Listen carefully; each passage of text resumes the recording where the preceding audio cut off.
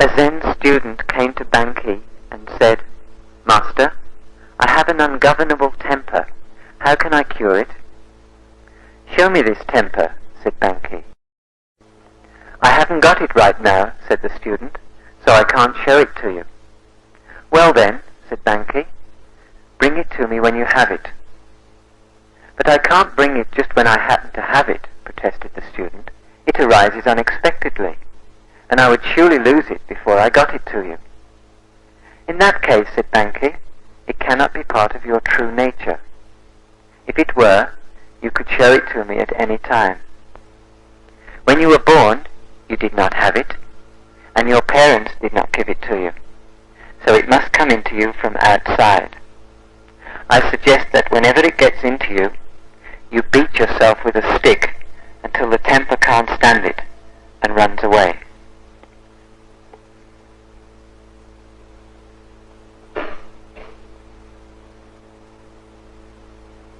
The true nature is your eternal nature. You cannot have it and not have it. It is not something that comes and goes. It is you. How it can come and go? It is your being. It is your very foundation. It cannot be sometimes and cannot not be sometimes. It is always there. So this should be the criterion for a seeker of truth, nature, Tao, that we have to come to the point in our being which remains always and always. Even before you were born, it was there. And even when you are dead, it will be there. It is the center. The circumference changes. The center remains absolutely eternal. It is beyond time. Nothing can affect it. Nothing can modify it. Nothing really ever touches it. It remains beyond of all the reaches of the outside world. Go to the sea and watch the sea. Millions of waves are there, but deep in the depth, the sea remains calm and quiet. Deep in meditation, just on the surface is the turmoil. Just on the surface where the sea meets the outside world, the winds. Otherwise, in itself, it always remains the same. Not even a ripple. Nothing changes. And the same is with you. Just on the surface where you meet others, there is turmoil, anxiety, anger, attachment, greed, lust. Just on the surface where winds come and touch you. And if you remain on the surface, you cannot change this changing phenomenon. It will remain there. Many people try to do it there on the circumference. They fight with it. They try not to let a wave arise. And through their fight, even more waves arise. Because when the sea fights with the wind, there will be more turmoil. Now, not only the wind will help, the sea will also help. There will be tremendous chaos on the surface.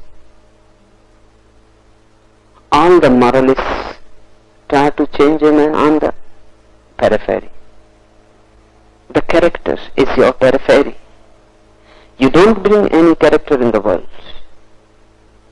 You come absolutely characterless, a blank sheet.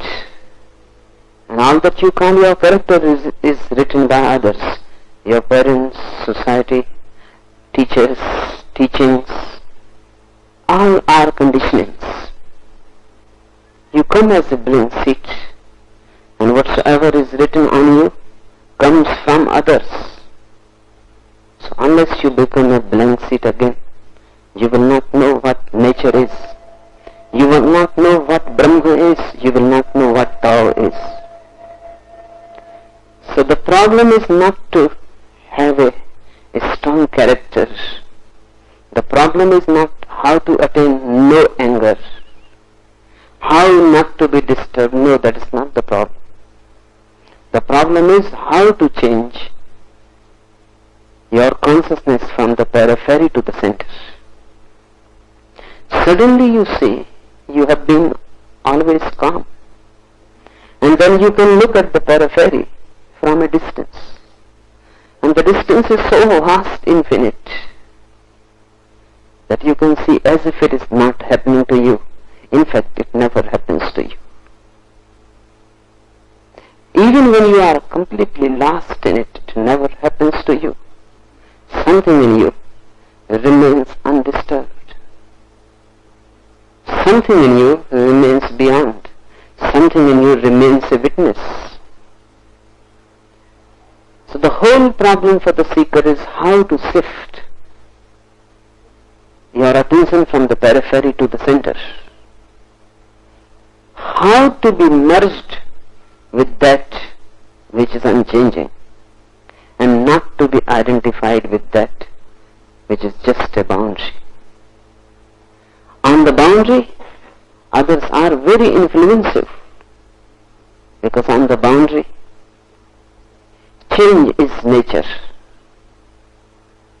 The periphery will go on changing. Even a Buddha's periphery changes. The difference between a Buddha and you is not a difference of character. Remember it. It is not a difference of morality. It is not a difference of virtue or non-virtue. It is a difference where you are grounded. You are grounded on the periphery. A Buddha is grounded in the center. He can look at his own periphery from a distance. When you hit him, he can see as if you have hit somebody else, because the center is so distant, as if you are a watcher on the hills and something is happening in the valleys, and you can see.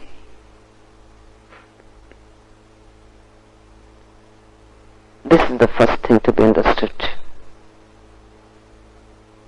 Second thing, it is very easy to control. It is very difficult to transform. It is very easy to control. You can control your anger. But what you will do? You will suppress it. And what happens when you suppress a certain thing? The direction of its movement changes. It was going out. If you suppress, it starts going in. Just the direction of it changes. And for anger to go out was good, because the poison needs to be thrown out. It is bad for the anger to move within, because that means your whole body, mind, structure will be poisoned by it. And then if you go on doing it for a long time, as everybody has been doing, because the society teaches control, not transformation. The society says, control yourself. Through controlling, all the negative things have been thrown deeper and deeper into the unconscious. Then they become a constant thing within you. Then it is not a question that sometimes you are angry and sometimes not. You are simply angry. Sometimes you explode and sometimes you don't explode because there is no excuse. Or you have to find the excuse. And remember, you can find excuse anywhere. A man, one of my friends, he wanted to divorce his wife. So he went to a liar, one expert about marriage affairs. And he asked, he said to the liar, on what grounds I can divorce my wife? The liar looked at him and said, are you married? The man said, of course, yes. The liar says, marriage is enough ground. There is no need to seek for any other grounds. If you want divorce, then marriage is only thing that is needed. Because it will be almost impossible to divorce a woman if you are not married. If you are married, enough. And this is the situation. You are angry because you have suppressed so much anger that now there are not any moments when you are not angry. At the most, sometimes less, sometimes more. Your whole being is poisoned by suppression. You eat with anger. And it is a different quality when a person eats without anger. It is beautiful to watch him. Because he eats non-violently. He may be eating meat, but he eats non-violently. You may be eating just vegetables and fruits, but if anger is suppressed, you eat violently. Just through eating, your teeth, your mouth release anger. You crush the food as if this is the enemy. And remember, whenever animals are angry, what they will do? Only two things are possible. They don't have weapons and they don't have atom bombs. What they can do? Either with their nails or with their teeth. They will do violence to you. These are the natural weapons in the body, nails and teeth. It is very difficult to do anything with your nails. Because people will say, are you an animal? So the only thing remaining with you through which you can express your anger or violence easily is the mouth. And that too you cannot bite anybody. That's why we say a bite on the bread, a bite of food, few bites. You eat food violently as if the food is the enemy. And remember, when the food is the enemy, it does not really nourish you, it nourishes all that is ill in you. People with deep anger, suppressed, eat more. They go on gathering unnecessary fat in the body. And have you observed that fat people are almost always smiling? Unnecessarily. Even if there is no cause. Fat people always go on smiling. Why? This is their face. This is the mask. They are so much afraid of the anger and the violence that they have to keep a smiling face continuously on them. And they go on eating more.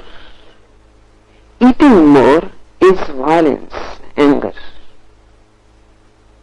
And then it will move in every way, in every arena of your life. You will make love, but it will be more like violence than like love. It will have much aggression in it. Because people never observe each other making love, you don't know what is happening. And you cannot know what is happening to you because you are almost so much in aggression. And that's why deep orgasm through love becomes impossible. Because you are deep down afraid that if you move totally without control, you may kill the wife or kill the beloved. Or the wife may kill the husband or the lover. You become so afraid of your own anger. Next time you make love, watch. You are doing the same movements as are done when you are aggressive. Watch the face. Have a mirror around so you can see what is happening to your face. All distortions of anger and aggression will be there. In food you become angry. Look at a person eating. Look at a person making love. The anger has gone so deep that even love, an activity totally opposite to anger, even that is poisoned. Food, an activity absolutely neutral, even that is poisoned. Then you open the door and there is anger. You put a book on the table and there is anger. You put off the shoes and there is anger. You shake hands and there is anger. Because now you are anger personified. Through suppression, mind becomes split. The part that you accept becomes the conscious and the part that you deny becomes the unconscious. This division is not natural. The division happens because of repression. And in the unconscious, you go on throwing all rubbish that society rejects. But remember, whatsoever you throw in becomes more and more part of you. It goes in your hands, in your bones, in your blood, in your heartbeat. Now, psychologists say that almost 80% of diseases are caused by repressed emotions. So many heart failures means so much anger has been repressed in the heart, so much hatred that the heart is poisoned.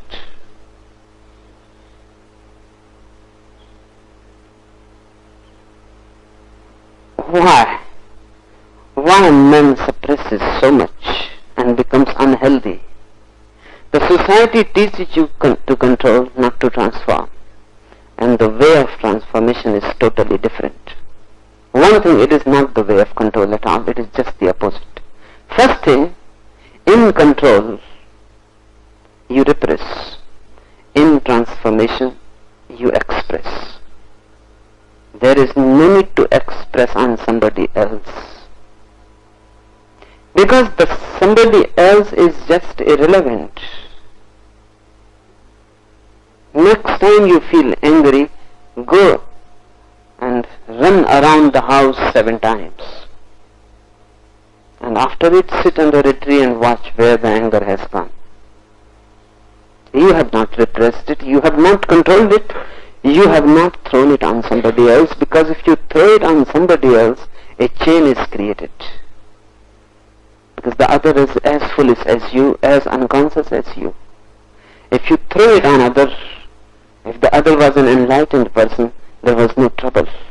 He would have helped you to throw and release and go through a catharsis, but the other is as ignorant as you. If you throw anger on him, he will react. He will throw more anger on you. He is as much repressed as you are. Then there comes a chain. You throw on him, he throws on you, and you both become enemies. Don't throw it on anybody. It is just like you feel like vomiting, you don't go and vomit on somebody. Anger needs a vomit. You go to the bathroom and vomit. It cleanses the whole body. If you suppress the vomit, it will be dangerous. And when you have vomited, you will feel fresh, you will feel unburdened, unloaded, good, healthy. Something was wrong in the food that you have taken, and the body rejects it. Don't go on forcing inside. The anger is just a mental vomit. Something is wrong that you have taken in. Your whole psychic being wants to throw it out, but there is no need to throw it out on somebody. Because people throw it on somebody, society says them to control. There is no need to throw it on anybody. You can go to your bathroom, you can go on a long walk. It means something is inside and needs fast activity so that it is released. Just do a little jogging and you will feel it is released. Or have a pillow and beat the pillow and fight with the pillow, and your hands and bite the pillow and your teeth, they are relaxed. Within a 5-minute catharsis, you will feel unburdened. And once you know it, you will never throw it on anybody, because that is absolutely foolish. First thing in transformation is to express it, but not on anybody, because if you express it on anybody, you cannot express it totally. You may like to kill, but it is not possible. You may like to bite, but it is not possible. But that can be done to a pillow. A pillow means already enlightened. The pillow is enlightened, a Buddha. The pillow will not react, and the pillow will not go to any court, and the pillow will not take any enmity against you, and the pillow will not do anything. The pillow will be happy, and the pillow will laugh at you. Second thing to remember, be aware. In controlling, no awareness is needed. You simply do it mechanically, like a robot. The anger comes and there is a mechanism. Suddenly your whole being becomes narrow and closes. Because if you are watchful, control may not be so easy. The society never teaches you to be watchful. Because when somebody is watchful, one is wide open. That is part of awareness. One is open. And if you want to suppress something and you are open, it is contradictory. It may come out. The society teaches you how to close in, how to cave in. Don't allow even a small window for anything to go out. But remember, when nothing goes out, nothing comes in also. When the anger cannot go out, you are closed. You touch a beautiful rock, nothing goes in. You look at a flower, nothing goes in. Your eyes are dead and closed. You kiss a person, nothing goes in, because you are closed. You live an insensitive life. Sensitivity grows with awareness. Through control, you become dull and dead. That is part of the mechanism of control. If you are dull and dead, then nothing will affect you. As if the body has become a citadel, a defense. Nothing will affect you, neither insult nor love. But this control is at a very great cost, an unnecessary cost. Then it becomes the whole effort in life. How to control yourself and then die. The whole effort of control takes all energy, and then you simply die. And the life becomes a dull and dead thing. You somehow carry it on. The society teaches you control and condemnation. Because a child will control only when something he feels is condemned. Anger is bad. Sex is bad. Everything that has to be controlled has to be made to the child look like evil. Mullah Nasruddin's son was growing. He was 10 years of age, and then Mullah thought, now this is the time. He is old enough, and the secrets of life must be revealed to him. So he called him in his study and gave him a lowdown on sex among birds and bees. And then in the end told him that when you feel your younger brother is old enough, you tell the whole thing to him also. And just after a few minutes, when he was passing by the rooms of the kids, he heard the older 10-year one was already on the work. He was telling the younger that, look, you know what people do, what stuff people do when they want to get a child, a baby?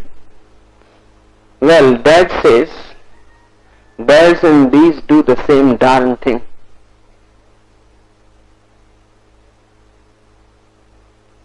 A deep condemnation enters about all that is alive. And sex is the most alive thing, has to be. It is the source. Anger is also most alive a thing, because it is a protective force. If a child cannot be angry at all, he will not be able to survive. You have to be angry in certain moments. The child has to show his own being. The child has to stand in certain moments upon his own ground. Otherwise, he will have no backbone. Anger is beautiful. Sex is beautiful. But beautiful things can go ugly. That depends on you. If you condemn them, they become ugly. If you transform them, they become divine. Anger transformed becomes compassion, because the energy is the same. A Buddha is compassionate. From where this compassion comes? This is the same energy that was moving in anger. Now, it is not moving in anger. The same energy is transformed to compassion. From where love comes? A Buddha is loving. A Jesus is love. The same energy that moves into sex becomes love. So remember, if you condemn a natural phenomena, it becomes poisonous, it destroys you, it becomes destructive and suicidal. If you transform you, it becomes divine. It becomes a God force. It becomes elixir. You attain through it to immortality, to a deathless being. But transformation is needed. In transformation, you never control. You simply become more aware. Anger is happening, you have to be aware that anger is happening. Watch it. It is a beautiful phenomena. Energy moving within you, becoming hot. It is just like electricity in the clouds. People were always afraid of electricity. They thought in old days, when they were ignorant what electricity is, they thought that God is angry. He is threatening. He is trying to punish. He is creating fear so that people become worshippers, so that people feel that God is there and He will punish you. But now, we have domesticated that God. Now that God runs through your fan, through your air conditioner, through the fridge. Whatsoever you need, that God serves. That God has become a domestic force. It is no more angry and no more threatening.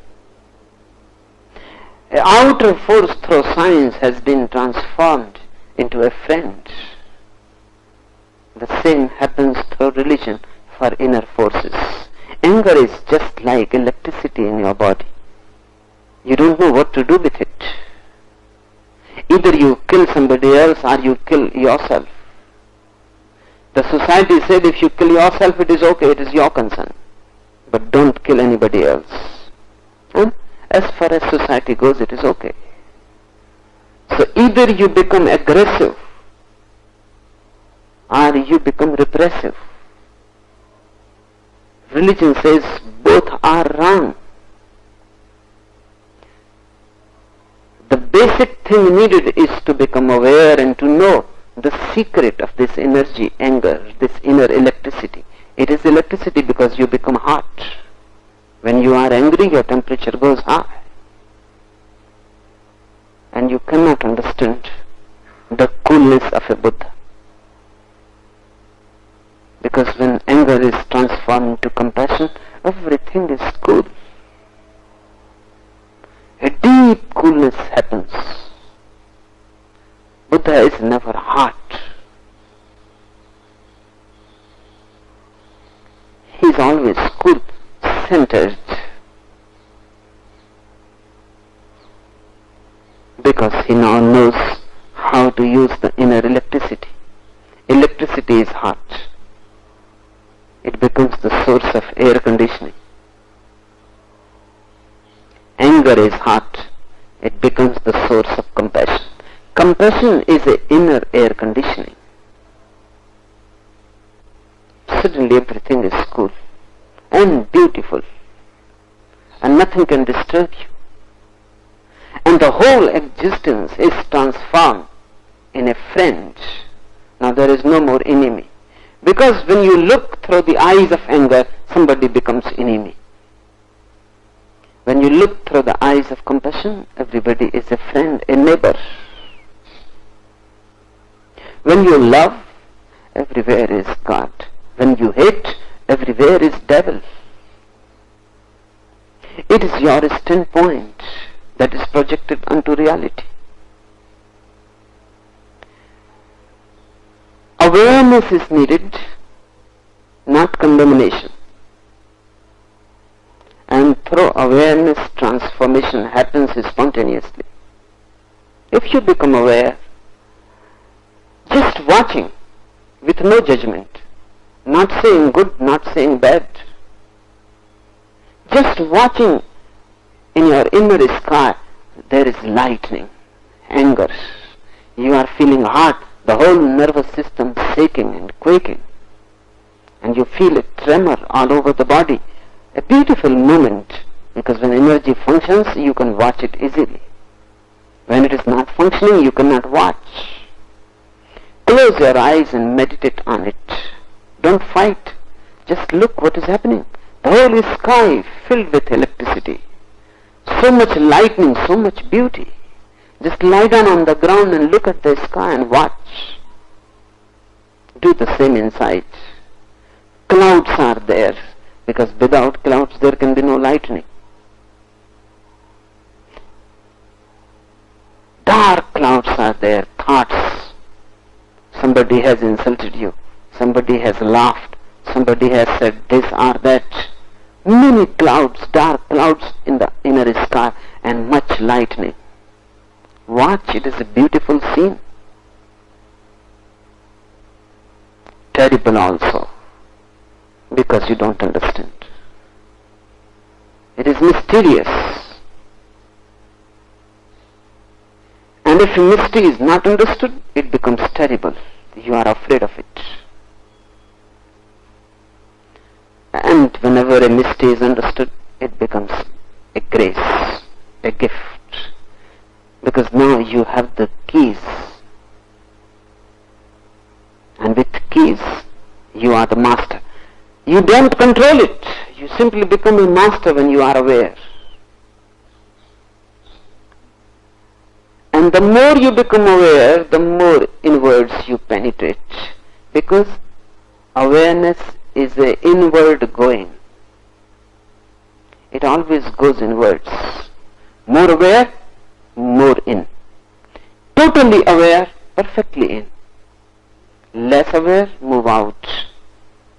Unconscious, you are completely out of your house, wandering around.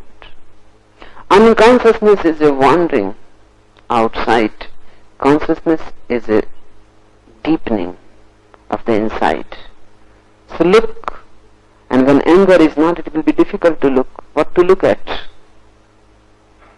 The sky is so vacant, and you are not yet capable of looking at emptiness.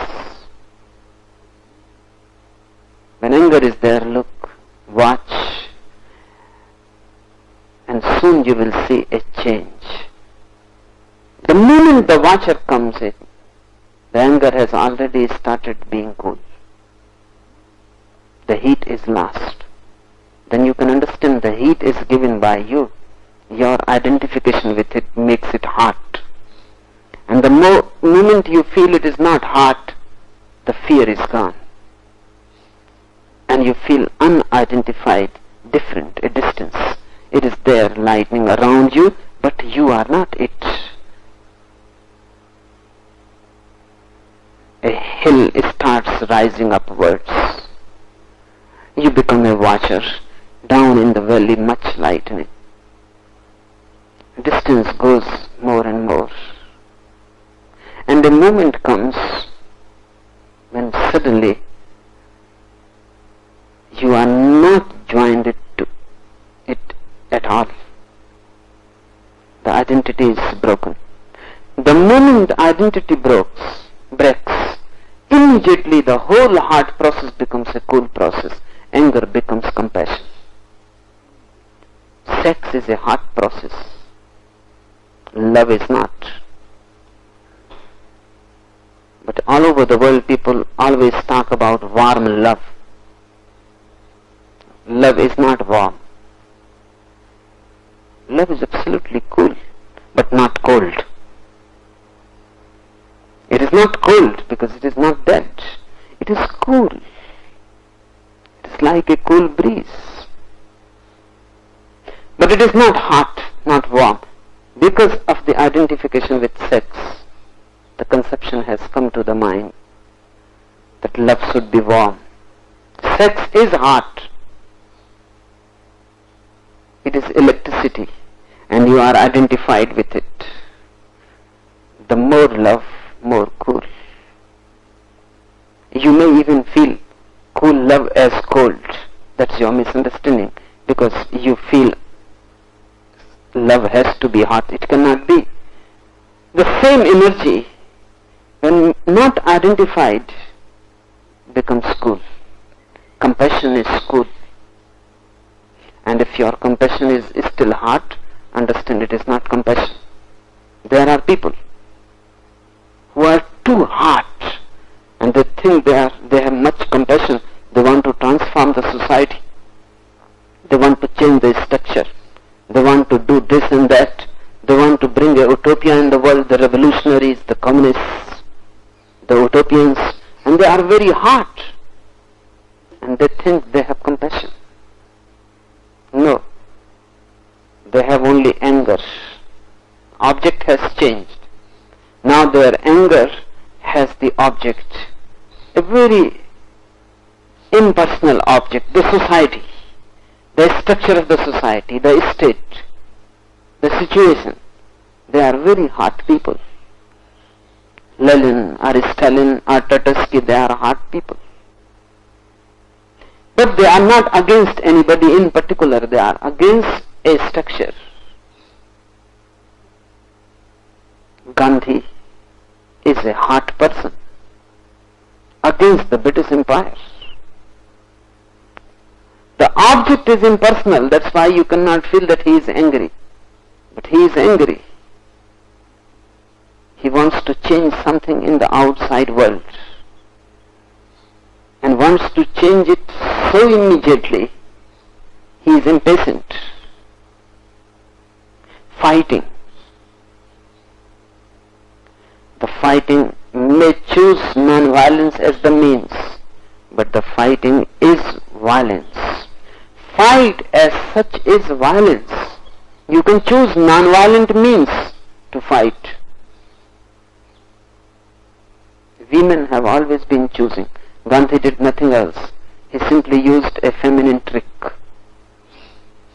If a husband wants to fight, he will beat the wife. And if the wife wants to fight, she will beat herself.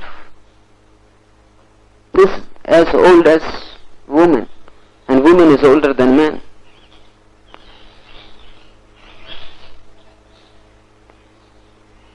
She will start beating herself. That is her way to fight. She is violent. Violent against herself. And remember, beating a woman, you will feel guilty. And sooner or later, you will have to come down and make a compromise. But beating herself, she never feels guilty.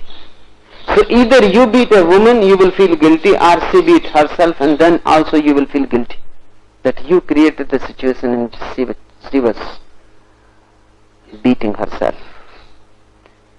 In both the cases she wins.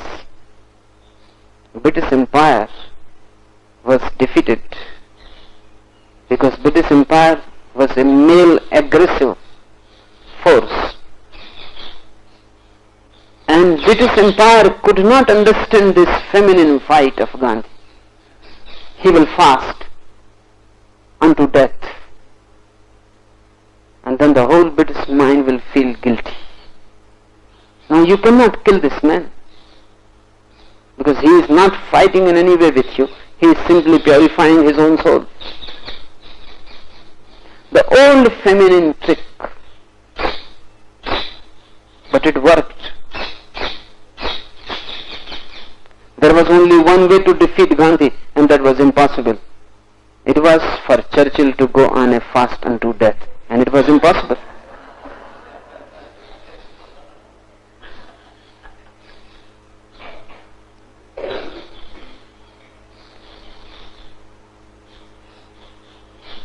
Either you are hot against someone in particular, or hot against some structure just in general, but the heat remains. A Lenin is not compassion, cannot be. Buddha is compassion. Not fighting at all with anything, simply being and allowing things to be as they are. They move on their own. Societies change on their own, there is no need to change them. They change as trees change in seasons. Societies change on their own. All societies die on their own, there is no need to destroy them. And new societies are born just like new children, new babies, on their own. There is no need to force an abortion.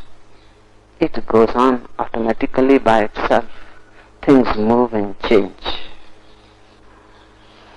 And this is the paradox, that they go on moving and changing, and still in a sense they remain the same. Because there will be people who will be poor, and there will be people who will be rich. There will be people who will be helpless, powerless, and there will be people who will have power over them. Classes cannot disappear. That is not in the nature of things. Human society can never become classless. Classes can change. Now in Russia there is not the poor and the rich, but the governed and the governor.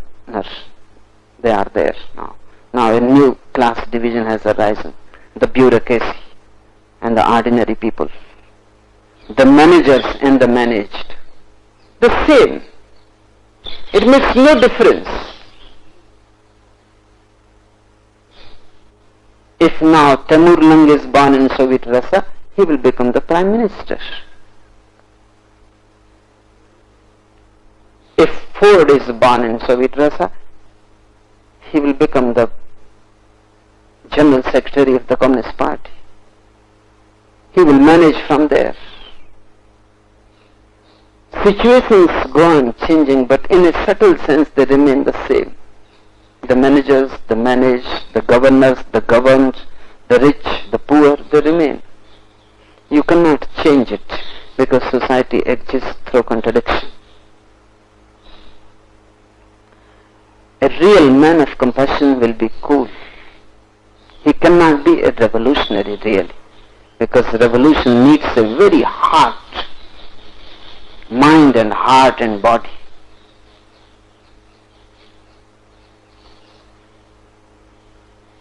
No control, no expression on others,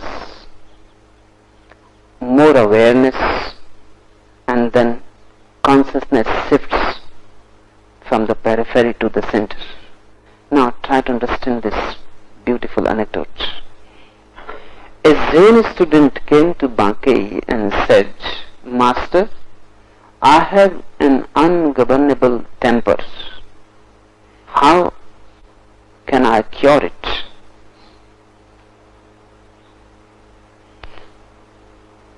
He has accepted one thing, that he has an ungovernable temper. Now he wants to cure it. Whenever there is a disease, first try to find whether there is really a disease or a misunderstanding. Because if there is a real disease, then it can be cured. But if it is not a real disease, just a misunderstanding, then no medicine will help. Rather, on the contrary, every medicine that is given to you will be harmful. So first be perfectly clear about disease, whether it is there or not, or you are simply imagining it, or you are simply thinking that it is there. It may not be there at all. It may be simply a misunderstanding. And the way man is confused, many of his diseases don't exist at all. He simply believes they are there. You also are in the same boat. So try to understand this story very deeply. It may be helpful to you. The student said, "Master, I have an ungovernable temper. How can I cure it?" The disease is accepted. He does not doubt it. He is asking for the cure. Never ask for the cure. First try to find out whether the disease exists or not. First move into disease and diagnose it. Decipher it.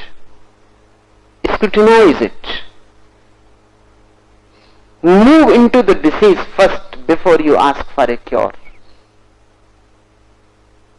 Don't accept any disease just on the surface, because the surface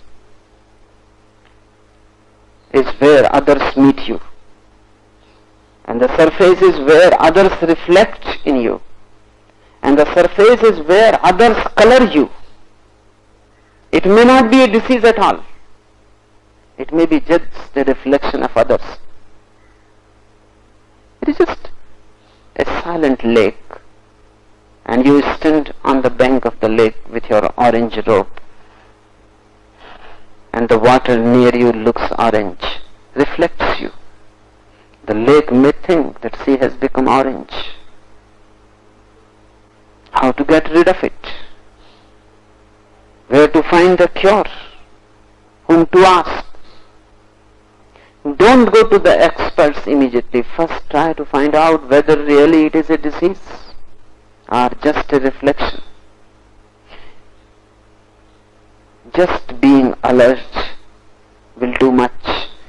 Many of your diseases will simply disappear without any cure. No medicine is needed.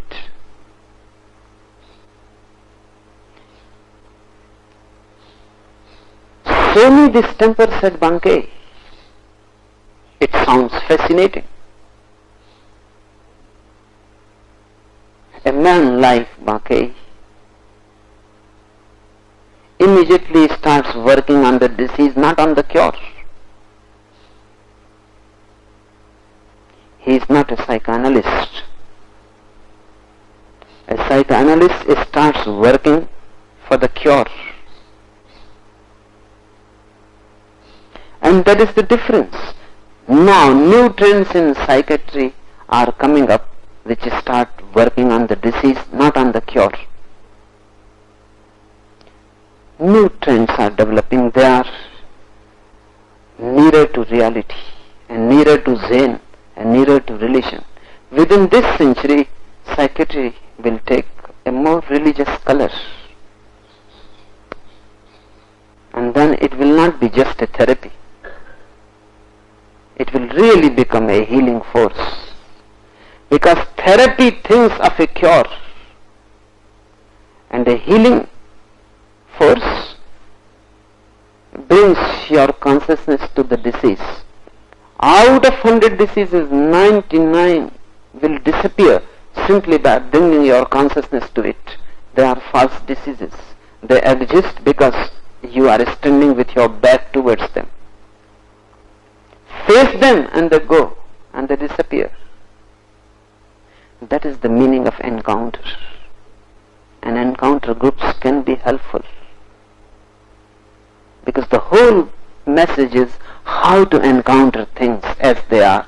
Don't think of cure, don't think of medicine, don't think of what to do.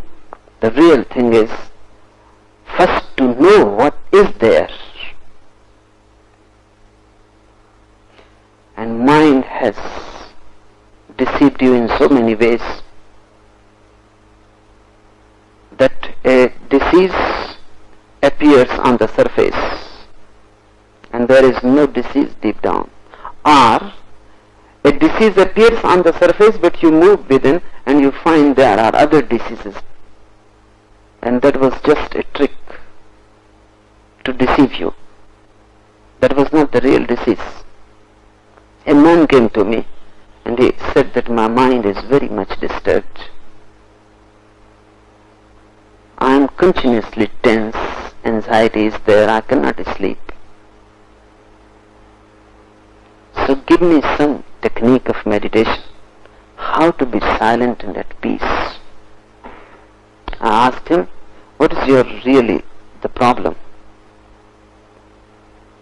Really you want to be at peace with yourself? He said, yes, I am a seeker. And I have been to Sri Aurobindo's ashram and I have been to Sri Raman's ashram and I have been everywhere and nothing helps. So I asked him, have you ever thought about it? That when nothing helps, maybe the disease is false. Or you have labeled it falsely. Or the container contains something else which is not written over it. You easily accept that Sri Aurobindo failed, Sri Raman failed, and I have moved all around, and he was feeling a little very victorious, that everybody has failed, and nobody has been able, everybody is bogus. And I told him then, sooner or later you will go and tell about me also the same, because I don't see that you are a spiritual seeker. I don't see that you are really interested in being at peace with yourself. Just tell me, what is your anxiety, what is your tension? Just you go on telling me what thoughts come continuously to you, why? You go on thinking about them. He said, not much, only one thought. I had a son. He is still alive, but no more a son to me. I have thrown him out. And I am a rich man. And he had fallen in love with a girl, not of my caste, and economically also below my status, uneducated. And I told the boy that if you want to marry this girl, then never come back to this house. And he never came back. getting old. The boy lives in poverty with the girl. And I continuously think about the boy. And this is my trouble. You give me some technique of meditation. How this technique of meditation will help? Because the technique of meditation will not bring the boy home.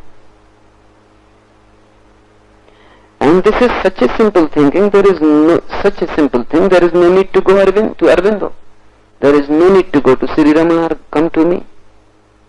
A sword is not needed for your problem, a needle will do.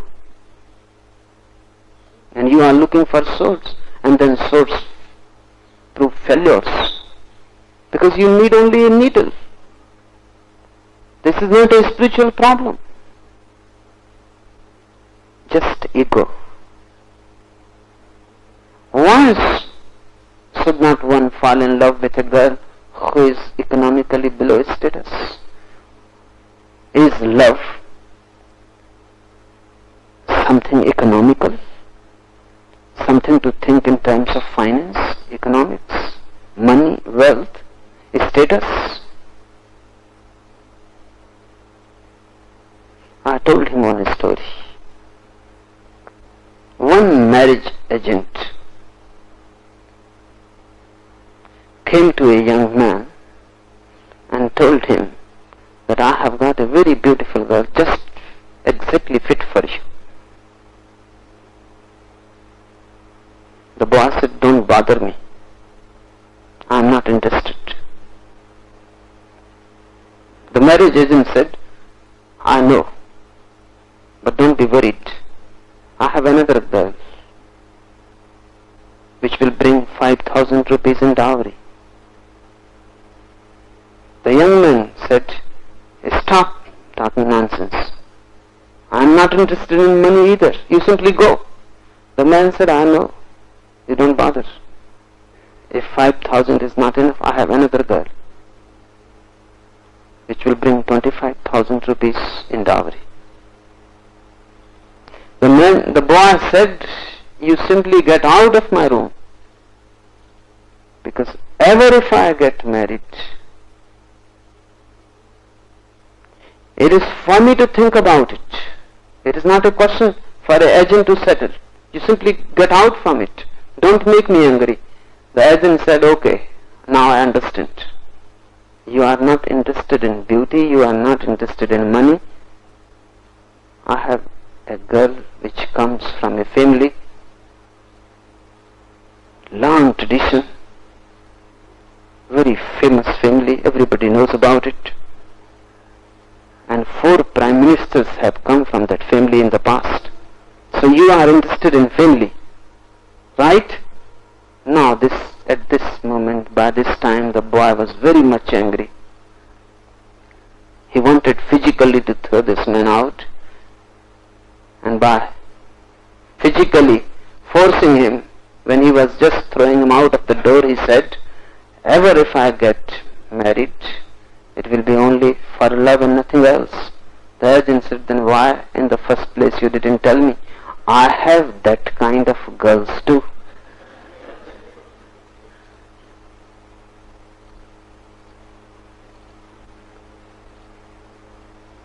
I told this man this story.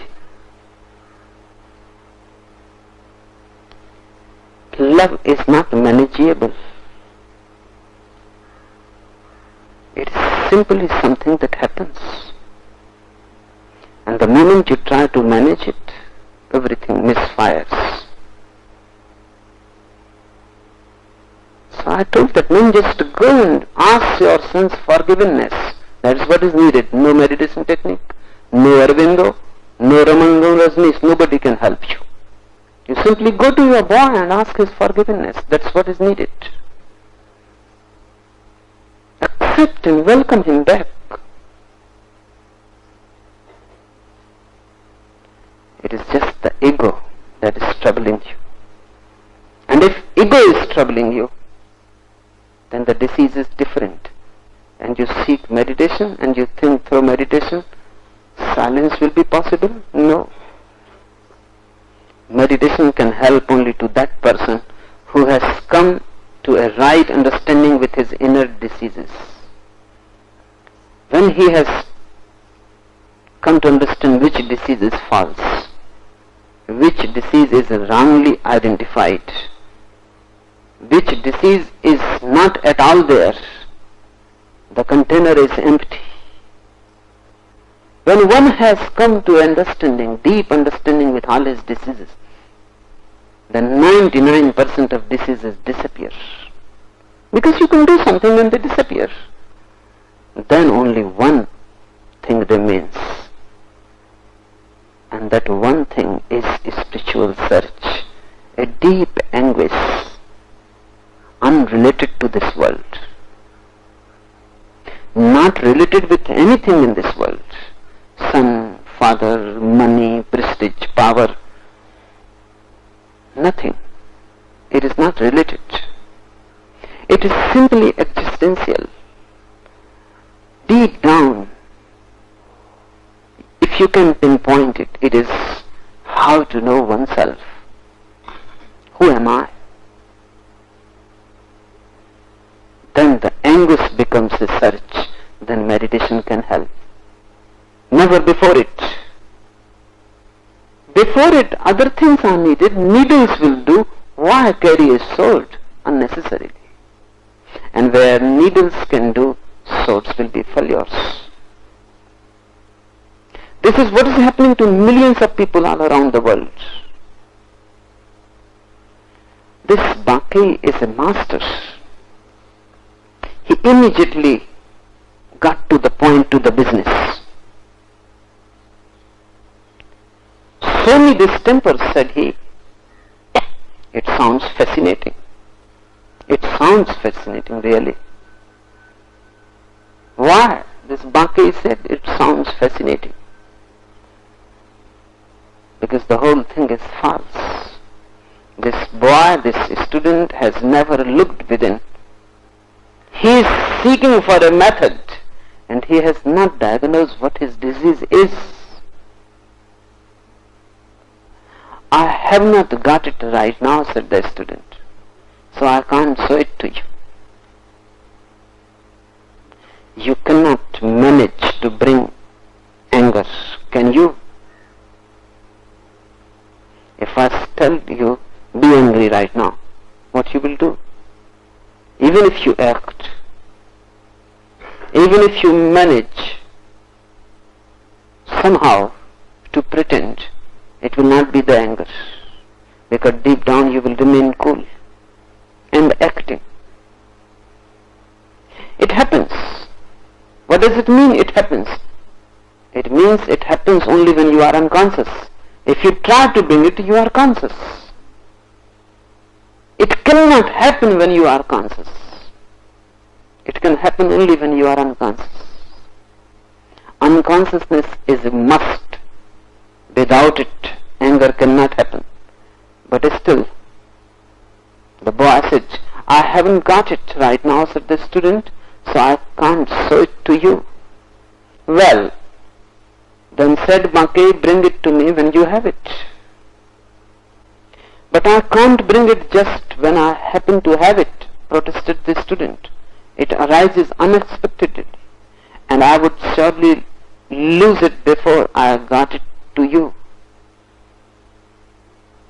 Now, Bhakti has put him on the right path.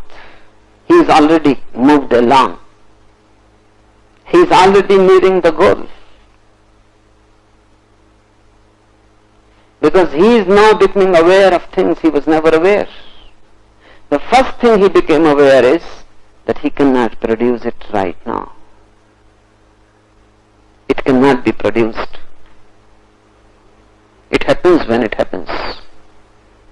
It is an unconscious force. You cannot bring it consciously. That means if he goes further, the next step will be that if you remain conscious, it cannot happen. Even while anger is happening, you suddenly become conscious, it drops. You try it. Just in the middle, you are feeling very hot and would like to murder. Suddenly become aware and you feel something has changed. a gear inside. You can feel the click. Something has changed. Now it is no more the same thing. Your inner being has relaxed. It may take time for your outer layer to relax, but the inner being has already relaxed. The cooperation is broken. Now you are not identified. Gurdjieff used to do a very beautiful trick to his disciples. You are sitting here, and he will create a situation. He will tell to you that somebody A is coming, and when he comes, I will behave rudely with him, very rudely. And you all have to help me. And then A comes, and then Gurdjieff laughs and she says, you are looking a perfect fool. And everybody looks at the man and shows that everybody agrees. And then he will say nasty things about this man. And everybody nods and feels in agreement. And the man gets angrier and angrier. And he will go on, and everybody nods as if there is completely agreement. And the man becomes hotter and hotter. And then he explodes. And when he explodes, suddenly Gurdjieff says, stop and look. Something inside relaxes.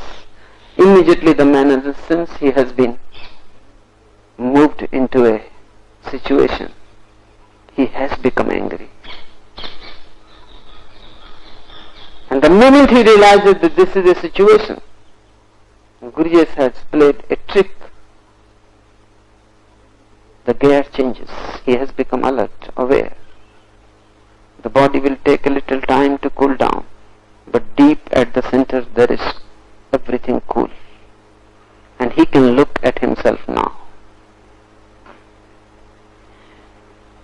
The student is already on the path. Banki has put him immediately on the path. The first thing he has become aware is, I cannot show it to you right now because it is not there. Well then, bring it to me when you have it. A second step has been taken, but I can't bring it. Just when I happen to have it, protested the student, it arises unexpectedly. I don't know when it will arise. I may be very far away. You may not be available.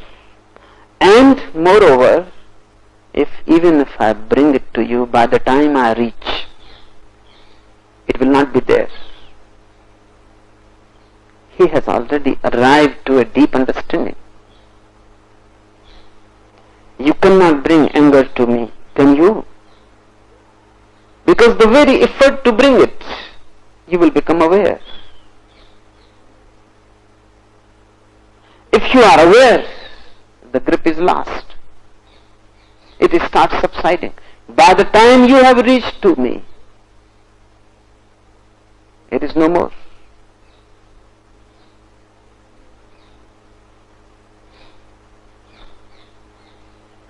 And it was easier to reach to Banki, it is difficult to reach to me. You will have to pass through Mukta. By the time appointment is given, and by the time you reach, it will not be there. Hence the appointment.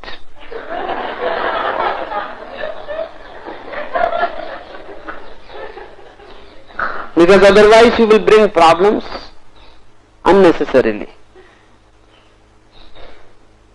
They drop automatically by themselves. And if they persist, then they are worth bringing to me.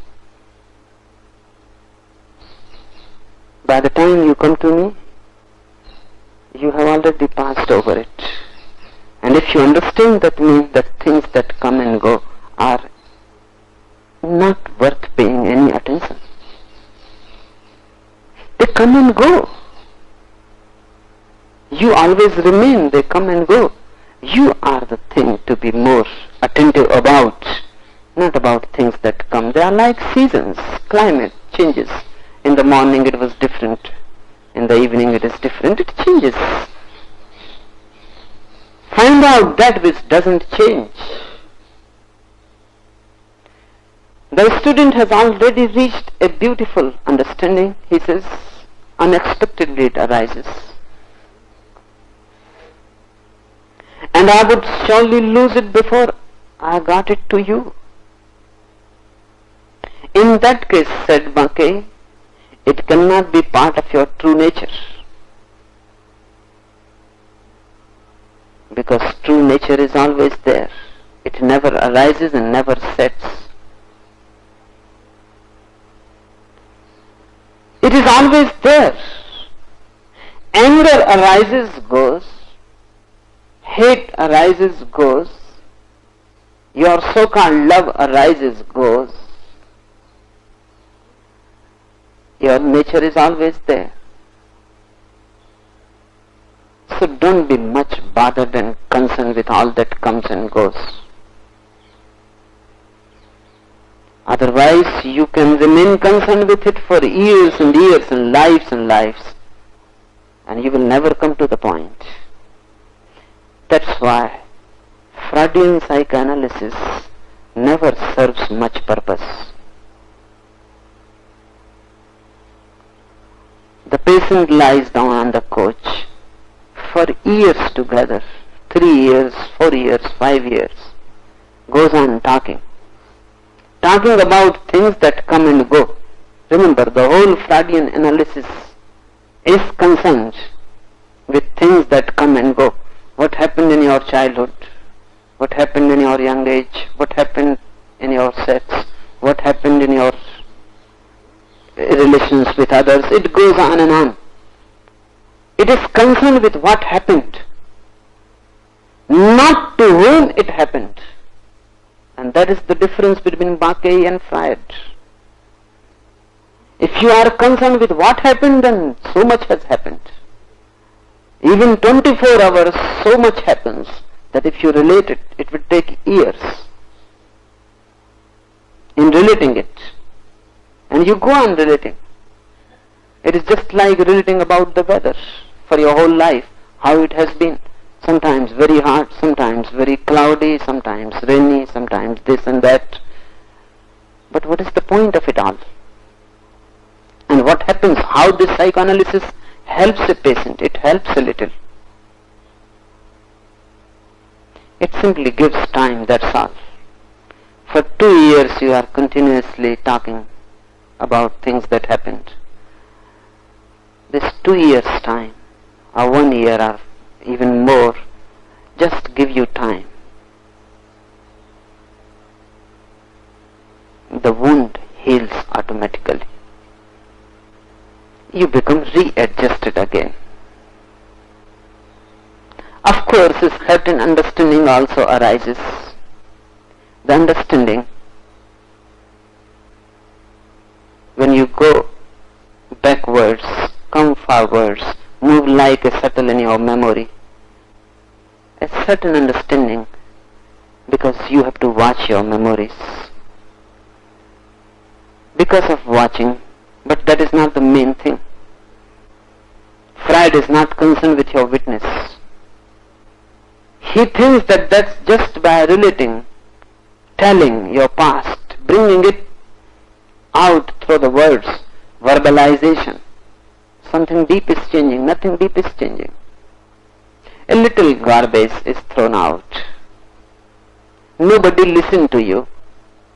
And Freud and his psychoanalysts are listening to you so attentively.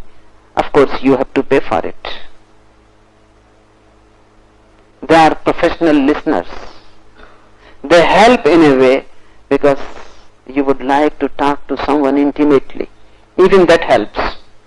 That's why people talk about their miseries. They feel a little relaxed. Somebody has heard patiently with compassion. But now nobody listens. Nobody has that much time. Bertrand Russell has written a small story. In the coming century, 21st century, there will be a great profession of professional listeners. In every neighborhood, between 4 or 5 houses, there will be a house with a sign, professional listeners. And that is what psychoanalysis is. Because nobody will have time. Everybody will be in such a hurry. The wife cannot talk to the husband cannot talk to the wife. People will make love through phone calls. I will see each other on the television screen. That is going to happen. Because what is the use of coming to meet a friend when you can see him on the television screen? He can see you. Phones can have screens also. So you can see your friend talking to you. He can see you talking. So what is the point? Because what you will do, just sitting in front in a room, the same is happening already. The distance is covered by the telephone and the television. Contact will be lost. So professional listeners will be needed. And you go to them and they listen like a friend. Of course you have to pay. And psychoanalysis is the most costly thing in the world now. Only very rich people can afford it. People boast about it, that they have been in psychoanalysis for 5 years. How many years you have been? Poor people cannot afford it. But the Eastern methods of meditation have a different attitude. They are not concerned what happened to you. They are concerned to whom it happened. Find out to whom. Lying down on a Freudian couch, you are concerned with the objects of the mind. Sitting in a Zen monastery, you are concerned to whom it happened. Not to the objects, but to the subject. In that case, said Bankei, it cannot be part of your true nature. If it were, you could show it to me at any time. When you were born, you didn't have it. And your parents didn't give it to you. So it must come into you from the outside. I suggest that whenever it gets into you, you beat yourself with a stick until the temper can't stand it and runs away. He's simply joking. Don't start doing it.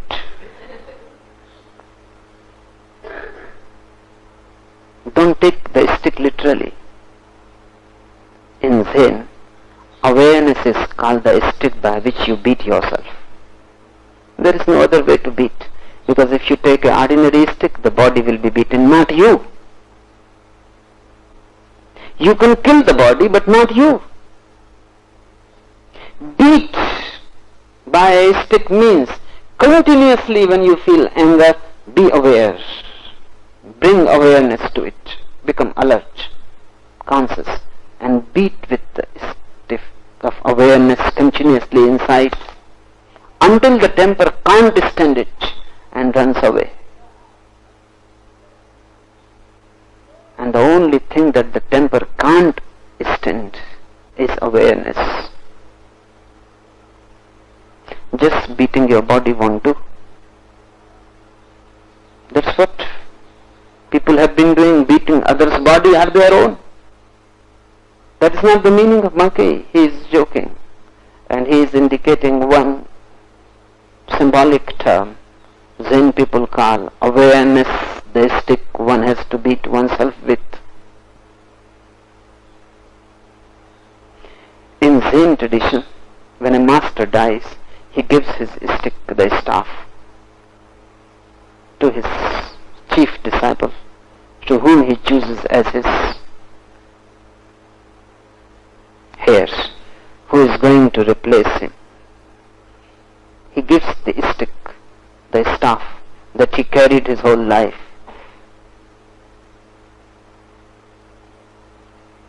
The meaning is that this, to whom this stick is given, has attained to the inner stick, to awareness. To receive the stick of the master is the greatest gift because he accepts through it agrees, recognizes that now your inner stick is born. You have become aware of what happens to you, to whom it happens. The distinction is there. The gap has come in, the space is there. Now the periphery and your center are not identified. Said Bhakti, I suggest that whenever it gets into you, this anger, it must be coming from outside. You didn't have it when you were born. Nobody presented your parents or anybody to you as a gift. So from where it is coming? It must be coming from outside. The periphery must be touching other peripheries. From there, you must be getting the ripples and the waves. So be conscious, because the moment you are conscious, you are suddenly thrown to the center. Be unconscious, you live on the periphery. Be conscious, you are thrown to the center. And from the center you can see what is happening on the periphery. Then two people will touch on the periphery. Then two people will create trouble on the periphery. But it will not be a trouble for you. You can laugh. You can enjoy. You can say it sounds fascinating. It happened. Buddha was passing near a village. Few people came and they abused him very badly. Nasty things, vulgar words they used. And he stood there and they got a little puzzled because he was not reacting. Then somebody from the crowd asked, why are you silent? Answer what we are saying. Buddha said, you came a little late. You would have come 10 years before, because then I would have reacted. But now I am not there where you are doing these things to me. A distance has arisen. Now I have moved to the center where you cannot touch me. You came a little late. I am sorry for you, but I enjoy it. And I am in a hurry, because in the other village where I am going, people will be waiting for me. If you are not yet finished, then I will pass back from the same route. You can come again. It sounds fascinating.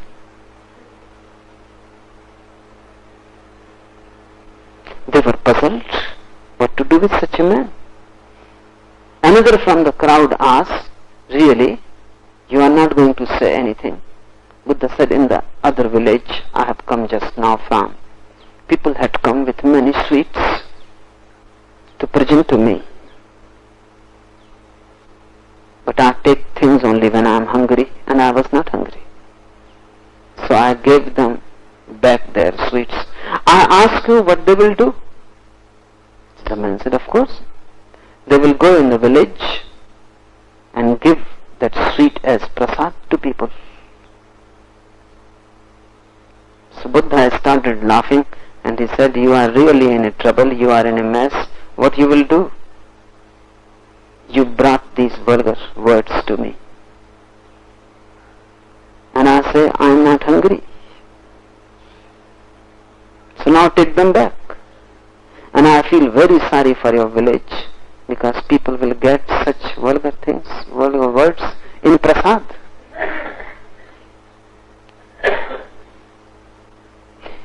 When you are at the center, it sounds fascinating.